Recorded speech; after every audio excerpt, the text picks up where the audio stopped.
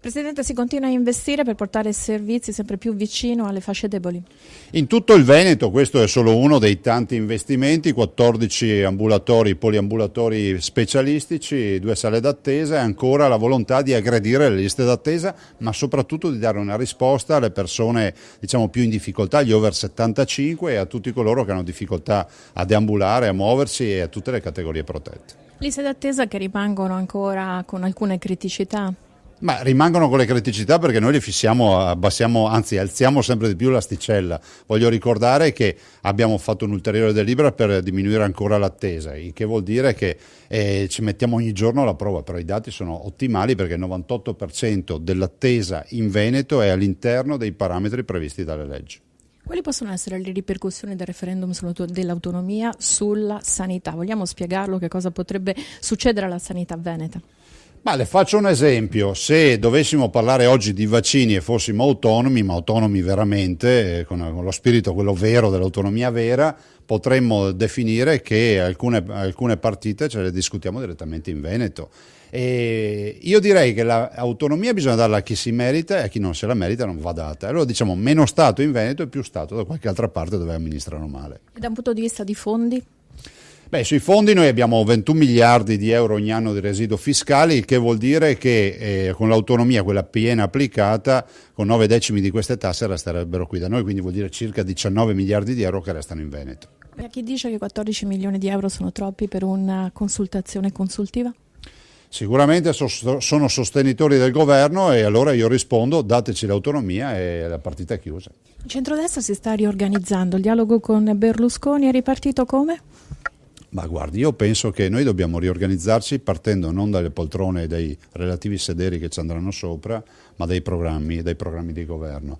Penso che i cittadini siano ormai stressati e angosciati dal fatto di capire se credere o non credere alle progettualità. Sarebbe bello pensare a un centrodestra che presenti una decina, ventina, trentina di progetti, ci mette la fonte di finanziamento, la tempistica, un cronoprogramma e sotto ci scrive se non lo realizziamo entro questo tempo con queste modalità, casa a tutti. Senta, ho letto del nome di Benazzi come possibile candidato della Lega Nord a sindaco di Treviso, una leggenda metropolitana. Penso proprio di sì. Borgocavalli è un presidio dell'ULSS come lo sono Oderzo e Mogliano, quindi un presidio per poliambulatori e per dare risposta alle liste d'attesa ai cittadini di questa ULSS. È chiaro che è un rilancio perché in primis perché abbiamo avuto da parte delle associazioni diverse segnalazioni che chiedevano che gli over 75, i disabili, i minori e le donne in gravidanza potessero venire a fare visite quindi qui a Borgocavalli. Per cui abbiamo attrezzato questi ambulatori con la collaborazione importante di Oras, la gente verrà qua a farsi visitare e poi abbiamo potenziato quindi con ulteriori 25.000 visite entro la fine dell'anno per rimanere all'interno delle liste d'attesa, dei tempi per le liste d'attesa, perché oggi decisamente siamo fuori. Gli anziani troveranno tutte le specialità, quindi in toto, 360 gradi, e soprattutto troveranno specialisti che si prenderanno in carico la loro problematica, quindi la presa in carica fatta ovviamente dallo specialista.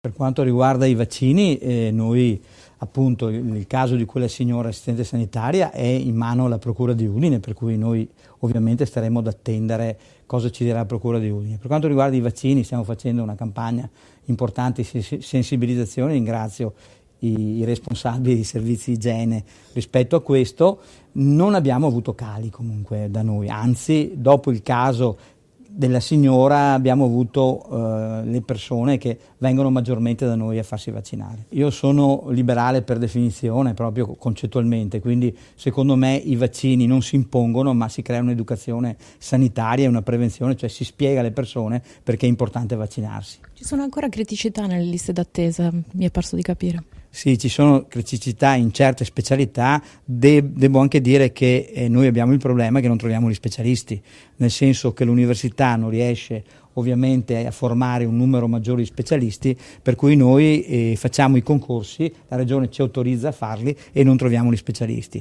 Adesso a luglio stanno uscendo tutti gli specialisti, per cui noi contiamo di assumere diverse persone per poi impiegarli negli ambulatori anche qui a Borgocavalli, con il risultato di azzerare le liste d'attesa. Grandi investimenti anche con i finanziamenti della BEI. Certo, grandi investimenti anche con i finanziamenti della BEI è una cosa straordinaria, perché è la prima ULSS d'Italia che utilizza questo finanziamento. Per noi è importante per il tasso di interesse, che è bassissimo, direi quasi nullo, ma soprattutto per creare quel ponte con l'Europa che è interessante anche per progettualità futura.